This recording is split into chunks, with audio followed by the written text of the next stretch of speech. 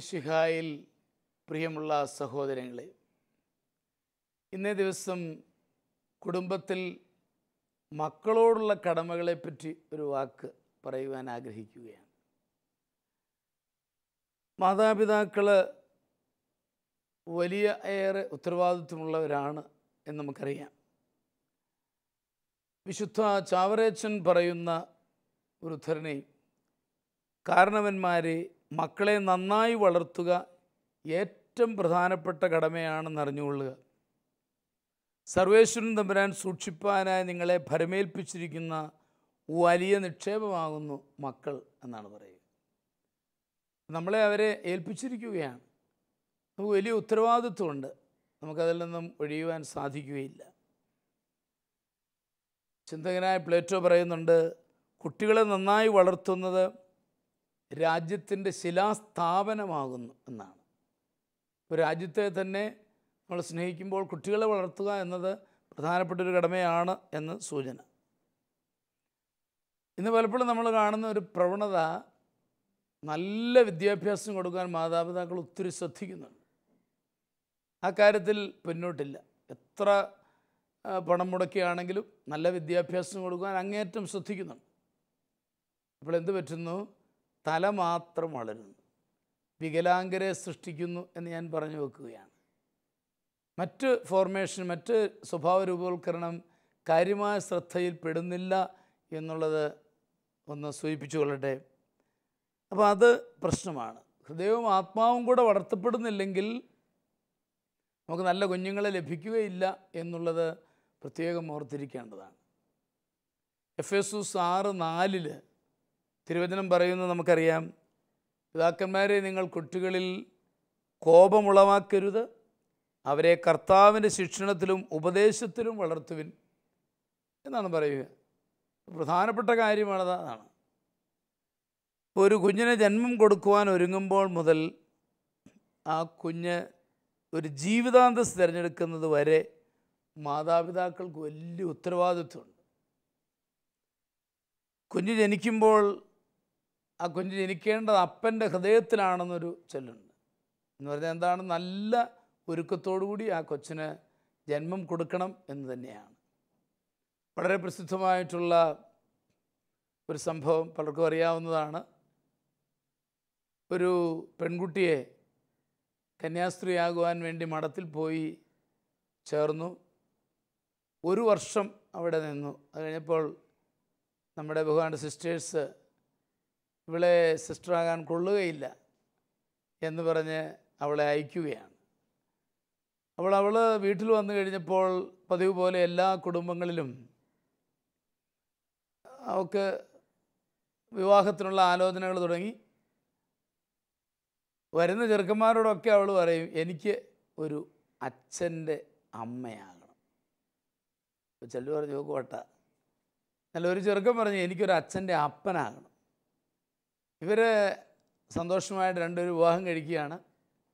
അവരാദ്യത്തെ 2 വർഷം പ്രാർത്ഥിച്ചൊരുങ്ങി. അതിനുശേഷം അവർ ഒരു നല്ല ആൺകുഞ്ഞിന് ജന്മം കൊടുക്കുകയാണ്. അവൻ വളർന്നു വലുതായി, ഡിഗ്രി കഴിഞ്ഞ് അവൻ സെമിനാരിൽ പോകുന്നു, അച്ഛനാകുന്നു, മെത്രാനായി, മെത്രാപ്പോലീത്തയായി, കാർഡിനലായി. ആരുടെ കാര്യം അച്ഛൻ പറയുന്നത്? ചരിത്രം അറിയാവുന്നവർക്കറിയാം. കാർഡിനൽ സ്റ്റെപ്പിനാക്ക്. ഈ കർദിനാളിൻ്റെ മടിയിൽ തലചായ്ച്ചാണ് ആ അമ്മ മരിക്കുന്നത്. അത് പറയാൻ കാരണം മറ്റൊന്നുമല്ല, നല്ല ഒരുക്കത്തോടുകൂടി ജന്മം കൊടുത്തപ്പോൾ നല്ല കുഞ്ഞിനെ ലഭിച്ചു എന്ന് പറയുന്ന പോലെ തന്നെ നല്ല പ്രാർത്ഥനാപൂർവമായ ഒരുക്കം മാതാപിതാക്കൾക്ക് ആവശ്യമാണ്. ഒന്ന് സൂചിപ്പിക്കുക മാത്രം ചെയ്യുകയാണ്. ഇന്ന് നമുക്ക് ഇന്നത്തെ നമ്മുടെ കത്തുകളിലേക്ക് തിരിയാം. ഇന്നത്തെ ആദ്യത്തെ കത്ത് ആരുടെയാണ് നിമ്മി? അച്ഛാ, ഇന്നത്തെ ആദ്യത്തെ കത്ത് മംഗലാപുരത്ത് നിന്ന് മെറിൻ എഴുതുന്നതാണ്. ബഹുമാനപ്പെട്ട അച്ഛ, ഞങ്ങളുടെ മകൾ വിനയ MTech പഠിച്ചവളാണ്. അവളെ വിവാഹം കഴിച്ചത് ഒരു പ്രാർത്ഥനക്കാരി അമ്മച്ചിയുടെ മകനാണ്. ഒത്തിരി ആളുകൾ അവരുടെ അടുക്കൽ പ്രാർത്ഥിക്കുവാൻ വരും എന്ന് കേട്ടു. എനിക്കത് സന്തോഷമായി. മരുമകന് വിദേശത്താണ് ജോലി. വിവാഹം കഴിഞ്ഞപ്പോഴാണ് അറിയുന്നത് ആ അമ്മ നല്ല പ്രാർത്ഥനക്കാരിയല്ല എന്ന്. പാവപ്പെട്ട ആൾക്കാരെ കബളിപ്പിച്ച് നുണ പറഞ്ഞ് നടക്കുന്ന ജോലിയാണ് അവരുടേതെന്ന്. എൻ്റെ മകൾക്ക് ധാർമ്മികമായ ഒരു സപ്പോർട്ടും ഭർത്താവ് കൊടുക്കുന്നില്ല. ഇപ്പോൾ എൻ്റെ മകൾക്ക് 2 വയസ്സുള്ള ഒരു കുട്ടിയുണ്ട്. മകൾ നിരന്തരം ആ കുടുംബത്തിന് വേണ്ടി പ്രാർത്ഥിക്കുന്നുണ്ട്. ഇപ്പോൾ അമ്മായിയമ്മ മകളുടെ സ്വർണത്തിനു വേണ്ടി നോട്ടമിട്ടിരിക്കുന്നു. മകളെ അവളുടെ ഭർത്താവിനും ഇഷ്ടമാണ്. എങ്കിലും അവൻ അമ്മയുടെ കള്ളപ്രവൃത്തികൾക്ക് കൂട്ടുനിൽക്കുന്നു. ഈ വിഷമാവസ്ഥയിൽ എനിക്ക് എന്ത് മറുപടി തരുവാൻ സാധിക്കും? എനിക്ക് വേണ്ടി പ്രാർത്ഥിക്കണമേ. തീർച്ചയായിട്ടും പ്രാർത്ഥിക്കാം. മകൾക്ക് അമ്മ മെറിൻ ധാർമ്മികമായി സപ്പോർട്ട് കൊടുക്കണം എന്നുള്ളതാണ് എനിക്ക് പറയാനുള്ളത്. മരുമകൻ അവൻ്റെ അമ്മയെ ഉപേക്ഷിക്കുവാൻ മേലാത്തതുകൊണ്ടാകാം അമ്മയ്ക്ക് കൂട്ടു നിൽക്കുന്നത്. അപ്പം അമ്മ ചെയ്യുന്നതെല്ലാം ശരിയാണെന്നുള്ള ചിന്തയൊന്നും ചിലപ്പോൾ കാണുകയില്ല. പക്ഷേ അമ്മയ്ക്ക് മാനല്ല പിന്നെ ആരാണുള്ളത്? അതുകൊണ്ടായിരിക്കാം കൂട്ടു നിൽക്കുന്നതെന്ന് ഞാൻ ചിന്തിക്കുകയാണ്.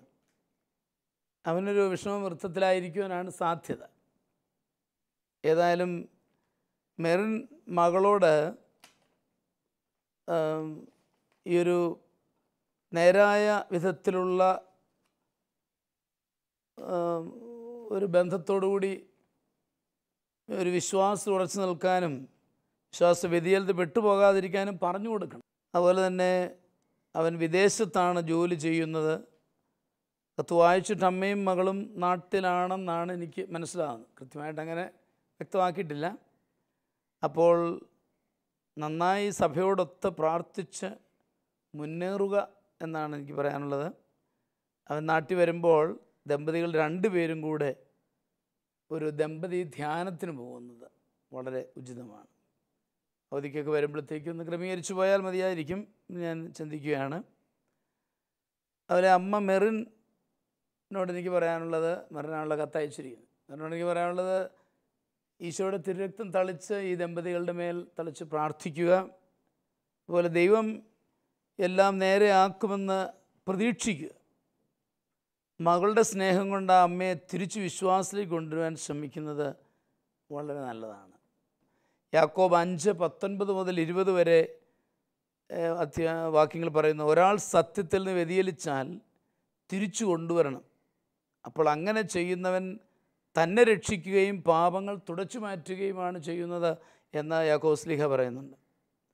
അങ്ങനെ അമ്മയെയും മകനെയും ആ കുടുംബത്തെയും രക്ഷിക്കുവാൻ ഈ മകൾക്ക് കഴിയും. അതാണ് ഈശോ ലക്ഷ്യമാക്കുന്നത്. പിന്നെ മെറിൻ അസ്വസ്ഥപ്പെടാതെ പ്രാർത്ഥിക്കുകയും മകളെ ധൈര്യപ്പെടുത്തുകയും ചെയ്യുക. ഞങ്ങളും പ്രാർത്ഥന ഓഫർ ചെയ്യുകയാണ്. അങ്ങനെ ആ കുടുംബത്തെ രക്ഷിച്ചെടുക്കുവാൻ മകൾക്കൊരു വിളിയുണ്ട് എന്ന് ബോധ്യപ്പെടുത്തി അവളെ ധൈര്യപ്പെടുത്തണമെന്നാണ് എനിക്ക് പറയാനുള്ളത്. ടോമിഷൻ എന്താ അതേപറ്റി പറയാനുള്ളത്? എനിക്ക് ഈ മെറിൻ അമ്മച്ചിയോട് താല്പര്യത്തോടെ ഞാൻ പറയട്ടെ, അവരുടെ ആ മനസ്സിലെ കാഴ്ചപ്പാടുകളും കത്തോലിക്ക സഭയോടുള്ള ആ തീക്ഷ്ണതയും ഒക്കെ അവിടെ പ്രതിഫലിക്കുന്നുണ്ട്. നല്ലത് തന്നെ. ഇനി 2, അവരൊരു നല്ല പ്രാർത്ഥനക്കാരിയല്ല. പ്രാർത്ഥിക്കുന്ന ഈശോ പറഞ്ഞിരിക്കുന്ന ഒരു കാര്യം, എനിക്ക് പ്രതികൂലമല്ലാത്തവനൊക്കെ അനുകൂലമാണ്. അതാ ഈശോ പറഞ്ഞത്. അപ്പം ഈ അമ്മച്ചി പ്രാർത്ഥിക്കുന്നവളാണെന്നുണ്ടെങ്കിൽ തീർച്ചയായിട്ടും അവരിലൊരു നന്മയുണ്ട്. അവർ ഈശോയോടെ പ്രാർത്ഥിക്കുന്നത്. പക്ഷേ തെറ്റായ സ്വാധീനത്തിൽ നിന്ന് അവരെ പിന്തിരിപ്പിച്ച് യഥാർത്ഥ വിശ്വാസത്തിലേക്ക് കൊണ്ടുവരുന്നതിനുള്ള ബാധ്യത നമുക്കുണ്ട്. ഇനി 2, ആ അമ്മച്ചിയോട് ബന്ധുക്കാരത്തി എന്നുള്ള നിലയ്ക്ക് സ്നേഹത്തോടെ അടുക്കട്ടെ. മരുമോളെ കൊണ്ട്, മരുമോളും മോനും ഏതായാലും സന്തോഷമാണ്. മോളും മരുമോനും സന്തോഷമായിട്ട് ജീവിക്കുന്നു. അവളോട് സ്നേഹമാണ്. അവർ തമ്മിൽ പ്രശ്നങ്ങളും ഇല്ല. അപ്പോൾ ആ സാഹചര്യത്തിൽ ഈ ബന്ധുക്കാരി എന്നുള്ള നിലയ്ക്ക് ഈ മെറിൻ അമ്മച്ചി മറ്റേ അമ്മച്ചിയെ ഒന്ന് സ്നേഹം കൊണ്ട് സ്വാധീനിക്കാൻ പറ്റണം, ആ ഒരു തലത്തിലൊന്നും ശ്രമിക്കുന്നൊന്നുമില്ല. വിശ്വാസം, പ്രത്യാശ, സ്നേഹം, അതിലേറ്റവും ഉത്കൃഷ്ടമായത് സ്നേഹമാണെന്ന് പോലീസിലെ പറഞ്ഞു നോക്കുന്നുണ്ട്. അപ്പം നമ്മൾ വിശ്വാസമുള്ളവരാ, പ്രത്യാശിക്കുന്നവരാ, സ്നേഹത്തിൻ്റെ ആ പ്രതിഫലനം, അതിൻ്റെ പ്രവൃത്തി പദത്തിലുള്ള ആക്ഷൻ ഈ മെറിനമ്മച്ചി മറ്റേ ബന്ധുക്കാരിയുമായിട്ടുള്ള ആ ബന്ധത്തിൽ വളർത്തിയെടുത്താൽ ഈ സ്വാധീനത്തിലേക്ക് അവരെ തിരിച്ചു കൊണ്ടുവരാം. എല്ലാവരെയും നേടുക എന്നുള്ള നമ്മുടെ ജീവിതം തന്നെ സുവിശേഷ വേലയാണല്ലോ. അപ്പം ആ അമ്മച്ചിയെ തള്ളിക്കളയാതെ അമ്മച്ചിയെ കൂടെ നിർത്തി മകളുടെ ഭർത്താവിൻ്റെ അമ്മയാണ്, ആ ഒരു ധാർമ്മിക ബാധ്യത അവരെ കൂടെ സ്വർഗത്തിലെത്തിക്കാനുള്ള ബാധ്യത നമുക്കുണ്ട്. അവരിലേതെങ്കിലും കുറവുകളുണ്ടെങ്കിൽ അത് തിരുത്തി ഈ അമ്മച്ചി കൂടെ കൊണ്ടുവരാനായിട്ട് ശ്രമിക്കണം. അമ്മച്ചി മകൻ്റെയും മാത്രമാകാതെ അവരിലേക്ക് കൂടെ അമ്മച്ചിയുടെ സ്നേഹവും കരുണയും നീട്ടിക്കൊടുക്കണം എന്നൊരു ചിന്തയാണ് എനിക്ക് അതിനകത്തുള്ളത്. നല്ല പ്രാർത്ഥനക്കാരിയല്ല എന്ന് പറഞ്ഞത് മറ്റൊന്നും കൊണ്ടല്ല. എഴുത്തിനകത്ത് സൂചനയുണ്ട്, പാവങ്ങളെ മുതലെടുക്കുന്നു, അങ്ങനൊരു ധാരണ അതിനകത്ത് തോന്നിയിട്ടുണ്ട്. അതുകൊണ്ടായിരിക്കാം. പിന്നെ അങ്ങനെയുള്ളതായതുകൊണ്ട് സ്വീകരിക്കുമോ എന്നുള്ളതും എനിക്ക് സംശയമുണ്ട്. ഏതായാലും ടോൺസൺ പറയുന്നത് സ്നേഹം കൊടുത്ത് അവരെ നേടിയെടുത്ത് അങ്ങനെ നന്മയിലേക്ക് കൊണ്ടുവരണമെന്നുള്ളതാണ്. തീർച്ചയായിട്ടും അതിനായിട്ടുള്ള പരിശ്രമം ഉണ്ടാകട്ടെ. നിമ്മയുടെ അഭിപ്രായം എന്താണ്? എൻ്റെ അഭിപ്രായം, മിർണമ്മച്ചിയുടെ മകളും മരുമകനും സന്തോഷത്തിലാണ്. ഒരു ഭർത്താവ് ഭാര്യയെ സ്നേഹിക്കുന്നെങ്കിൽ, അവർ സ്നേഹിച്ചാൽ കഴിയുന്നെങ്കിൽ ആ കുടുംബജീവിതം ധന്യമാണ്. പിന്നെ അതിനകത്ത് പിന്നെ ഈ അമ്മച്ചി ഇടപെടാതിരിക്കുന്നതാണ് നല്ലത്. പിന്നെ മിർണമ്മച്ചി മറ്റേ ഈ മകളുടെ അമ്മായിമ്മയ്ക്ക് വേണ്ടി പ്രത്യേകം പ്രാർത്ഥിക്കുകയും അവരെ സ്നേഹിക്കുകയും ചെയ്യുക. പിന്നെ മിർണമ്മച്ചി ഇതിനകത്ത് കൂടുതൽ അവരെ കുറ്റപ്പെടുത്തുന്ന രീതിയിലാണ് സംസാരിച്ചത്. അപ്പം നമ്മൾ അന്യരെ വിധിക്കരുത്. മത്തായിയുടെ സുവിശേഷം അധ്യായം 5 പറയുന്നത് അന്യരെ വിധിക്കരുതെന്ന്. അപ്പം ആ വിധി നമ്മുടെ മേൽ തന്നെ വീഴുമെന്നല്ലേ കർത്താവ് പറഞ്ഞിരിക്കുന്നത്. അപ്പം വിധിക്കാതെ അവരെ സ്നേഹിച്ച് മുന്നോട്ട് പോയാൽ അവരുടെ ജീവിതത്തിൽ ആ മകൾക്ക് ഒന്നുകൂടെ സന്തോഷമേ പ്രദാനം ചെയ്യത്തുള്ളൂ എന്നുള്ളതാണ് എൻ്റെ അഭിപ്രായം. വിധി എഴുതാതെ അവരെ സ്നേഹിക്കുക, അവർക്ക് വേണ്ടി നിലകൊള്ളുകയും ചെയ്യണം എന്നുള്ള ഒരു ചിന്തയാണ് പ്രധാനമായിട്ടും നിമ്മി അവതരിപ്പിക്കുക. അങ്ങനെ കൂടുതൽ അപ്പം മെറിൻ അമ്മച്ചിയാണ് കൂടുതലായിട്ട് മാറേണ്ടതെന്നുള്ള അർത്ഥത്തിലാണ് നിങ്ങൾ രണ്ടുപേരും സംസാരിക്കുന്നത്. അത് നമ്മുടെ കാത്തലിക് ഫെയ്ത്തിൻ്റെ വെളിച്ചത്തിൽ ആ അമ്മച്ചിയെ തിരിച്ചു കൊണ്ടുവരാനും ഈശോയ്ക്ക് വേണ്ടി നേടാനും ഈ മെറിനമ്മച്ചിയുടെ തീർച്ചയായിട്ടും അമ്മച്ചിയോട് നമ്മൾ സഹകരിക്കുന്നു. അമ്മച്ചിയുടെ താല്പര്യങ്ങളൊക്കെ നമ്മൾ ഉൾക്കൊള്ളുന്നു. അമ്മച്ചിയെ മോശകാരിയായിട്ട് ചിത്രീകരിക്കുക അല്ല ഇവിടെ. അമ്മച്ചി ഇച്ചിരി കൂടെ ഉണർന്ന് പ്രവർത്തിച്ചാൽ ഈശോയുടെ ആ സഭയിലേക്ക് അല്ലെങ്കിൽ ആ സ്വർഗത്തിലേക്കുള്ള ആ പ്രയാണത്തിൽ ഈ അമ്മച്ചിയെ കൂടെ കൂട്ടിക്കൊണ്ട് വരാം. ഒരു സുവിശേഷ വേല ഇതിൽ ഉണ്ട് എന്ന് പറഞ്ഞത് മാത്രം. അപ്പോൾ അതിനായിട്ട് തീർച്ചയായിട്ടും നമ്മളെ ശ്രദ്ധിക്കുന്ന മെറിൻ അമ്മച്ചി പരിശ്രമിക്കും എന്ന് നമുക്ക് വിശ്വസിക്കാം. തീർച്ചയായിട്ടും അമ്മച്ചി ഞങ്ങൾ പ്രാർത്ഥിക്കുന്നു. ശ്രമിക്കുന്ന എല്ലാവരും ആ കുടുംബത്തിന് വേണ്ടി പ്രാർത്ഥിക്കണമെന്ന് പ്രത്യേകമായിട്ട് അപേക്ഷിച്ചുകൊണ്ട് നമുക്ക് ഇന്നത്തെ അടുത്ത കത്തിലേക്ക് പ്രവേശിക്കാം. അടുത്ത കത്ത് കോഴിക്കോട്ട് നിന്നും രാജനാണ് എഴുതുന്നത്. പ്രിയ ബഹുമാനപ്പെട്ട അച്ഛ, ഞങ്ങൾ വിവാഹിതരായിട്ട് 4 വർഷമായി. ഒരു കുട്ടിയുമുണ്ട്. എന്നാൽ അമ്മ അതും ഇതും പറഞ്ഞ് എപ്പോഴും വഴക്കാണ്. എൻ്റെ ഭാര്യയ്ക്ക് ഭയങ്കര വിഷമമാണ്. അവൾക്ക് നടുവേദനയായി വഴക്ക് കഴിഞ്ഞാൽ 2 ദിവസം കിടപ്പാണ്. എൻ്റെ സാഹചര്യം അച്ഛൻ മനസ്സിലാക്കണം. ഇതിനിടയിൽ ഏതോ ധ്യാനകേന്ദ്രത്തിൽ ധ്യാനിക്കാൻ പോയി. അപ്പോൾ ഏതോ ബ്രദർ പറഞ്ഞു ഇത് യോജിച്ച വിവാഹമില്ലെന്ന്. അവൾക്ക് വേണ്ടി കരുതിയിരുന്നത് മറ്റൊരാളെ ആയിരുന്നെന്ന്. ഞങ്ങളുടെ വിവാഹം പള്ളിയിൽ വെച്ച് ആശീർവദിക്കപ്പെട്ടതാണ്. ഇപ്പോൾ ഇത് പറഞ്ഞ് ചിന്താക്കുഴപ്പമുണ്ടാക്കുന്നത് ശരിയാണോ? അവൾ ഒത്തിരി അസ്വസ്ഥയാണ്. വേണ്ട മാർഗനിർദ്ദേശങ്ങൾ നൽകണമേ. സ്നേഹാദരങ്ങളോടെ രാജൻ. ഓക്കെ, രാജൻ്റെ ബുദ്ധിമുട്ട് ഞാൻ മനസ്സിലാക്കുന്നുണ്ട്. അപ്പം അമ്മ ഇത് കേൾക്കാൻ സാധ്യതയില്ല. കാരണം രാജനാണ് കത്തെഴുതിയിരിക്കുന്നത്. അപ്പോൾ ഉണ്ടെങ്കിൽ അവരുടെ കുടുംബജീവിതത്തിലൊരു കല്ലേടിയാകാതെ മാറി നിൽക്കണം എന്നാണ് എനിക്ക് പറയാനുള്ളത്. അവരെ മാറി നിന്ന് സ്നേഹിക്കുക. ഞാനെപ്പോഴും പറയും മാതാപിതാക്കളോട്, മക്കൾ സന്തോഷമായിട്ട് കഴിയുന്നത് മാറി നിന്ന് കണ്ട് ദൈവത്തിൽ നന്ദി പറയണം. ഒത്തിരി അങ്ങോട്ട് ഇൻവോൾവ് ചെയ്ത് അവരുടെ കാര്യത്തിലെല്ലാം ഇടപെട്ട് ബുദ്ധിമുട്ടുണ്ടാക്കരുതെന്ന് തന്നെയാണ് എനിക്ക് പറയാനുള്ളത്. അവർ സ്വസ്ഥമായി ജീവിക്കട്ടെ എന്ന് കരുതുക. പറ്റുമെങ്കിൽ അല്പം കൂടി സ്നേഹം മരുമകൾക്ക് കൊടുക്കണം. ഈശോ വലിയ പ്രതിഫലം നമുക്ക് തരും എന്നുള്ളതിന് സംശയമൊന്നുമില്ല. രാജനിപ്പോൾ 2 പേരുടെയും നടുക്കാണ്. ഭാര്യയുണ്ട്, അമ്മയുണ്ട്. 2 പേരുടെയും നടുക്ക് നിൽക്കുന്ന ഒരവസ്ഥാവിശേഷമാണ്. രാജനോട് എനിക്ക് പറയാനുള്ളത് അസ്വസ്ഥപ്പെടാതിരിക്കണം. ദൈവം ഒരു വഴി കാണിച്ചു തരും എന്ന് തന്നെയാണ്.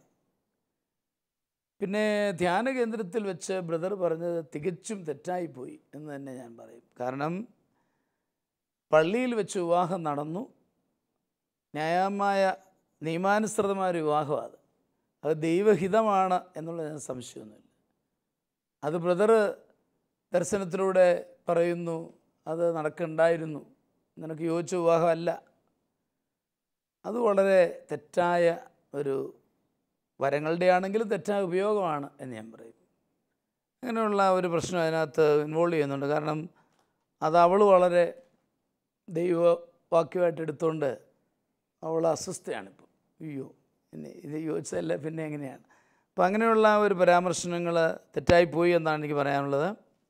അതുകൊണ്ട് എനിക്ക് അവളോട് പറയാനുള്ളത് അത് പൂർണ്ണമായിട്ടും വിട്ടുകളയണം എന്നുള്ളതാണ്. അത് ആരാണെങ്കിലും ആ പറഞ്ഞത് തെറ്റാണ്, അത് സഭയുടെ പഠനമല്ല, അതുകൊണ്ട് നമ്മളത് ഉപേക്ഷിക്കണം, തള്ളിക്കളയണം എന്ന് തന്നെയാണ് എനിക്ക് പറയാനുള്ളത്. ഇനി സുഭാഷിതം 19:14 നമുക്ക് പറഞ്ഞു തരുന്നുണ്ട്, ദൈവം തരുന്ന ദാനമാണ് ജീവിത പങ്കാളി.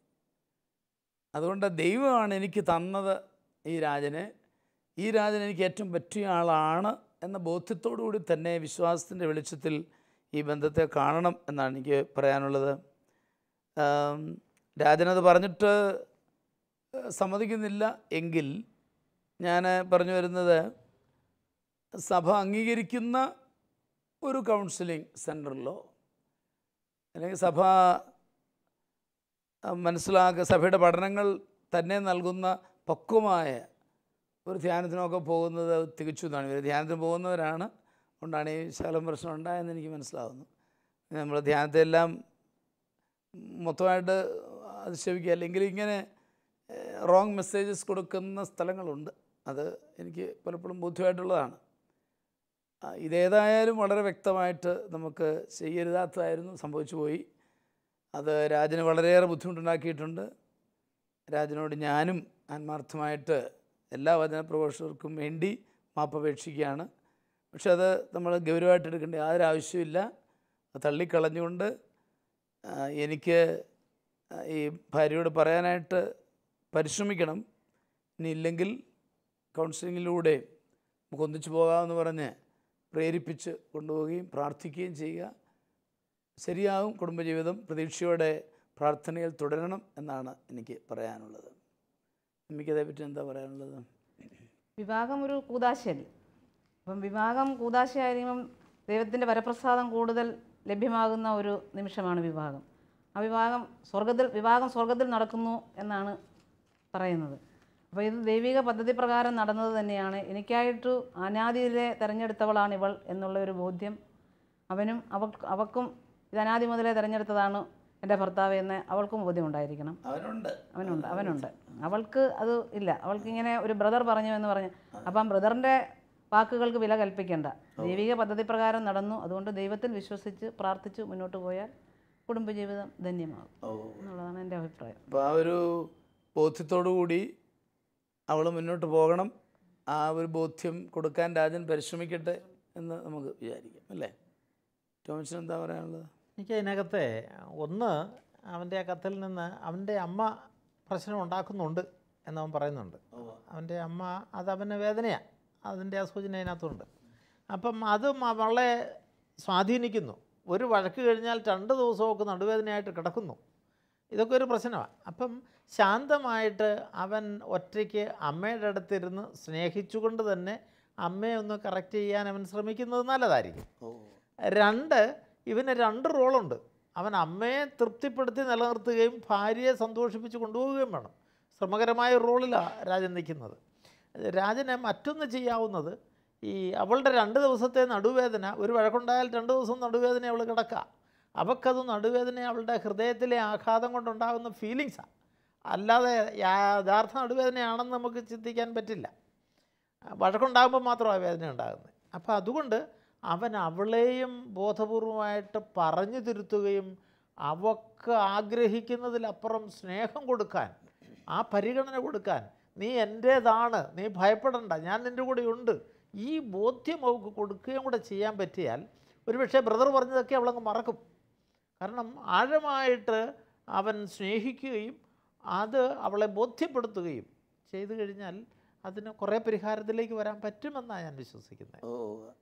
ടോമിച്ചനെ മനസ്സിലാക്കുന്നു. എന്നാൽ അവൻ വളരെയേറെ അതിനായിട്ട് പരിശ്രമിക്കുന്നുണ്ട്.